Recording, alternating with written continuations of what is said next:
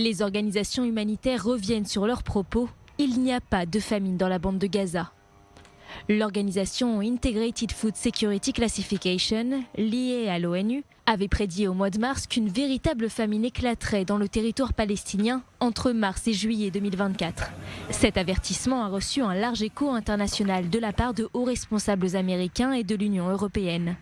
Mais leur nouvelle étude indique que les hypothèses se sont révélées erronées et que l'approvisionnement en nourriture et en eau ces derniers mois a augmenté au lieu de diminuer. L'organisation estime que l'accès à l'aide humanitaire a permis d'éviter cette situation de famine. Israël a en effet autorisé l'entrée de centaines de camions de nourriture, d'eau, de produits de première nécessité et de médicaments dans la bande de Gaza, en parallèle des combats contre les terroristes. Les forces israéliennes continuent en effet à démanteler les infrastructures et les capacités militaires du Hamas.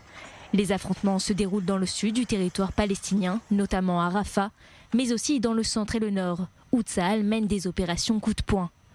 Jeudi, l'armée israélienne est ainsi revenue dans le quartier de Sajaïa. Objectif, détruire les efforts du Hamas de réhabiliter son contrôle dans ce quartier de la ville de Gaza. Des milliers de civils palestiniens ont été appelés par Tsahal à quitter la zone de combat.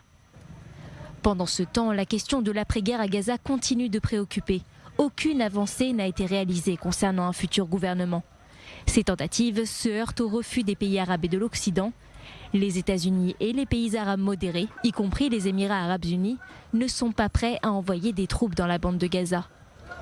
De son côté, le Hamas est tourné vers de petites organisations palestiniennes et a suggéré qu'elle forme un gouvernement dans lequel elle collecterait des fonds pour la reconstruction de la bande de Gaza et où l'organisation terroriste se verrait confier les questions de sécurité. Certaines petites factions palestiniennes sont prêtes à accepter cette offre, mais cette initiative est loin de satisfaire Israël qui n'acceptera pas que le Hamas reste au pouvoir à Gaza.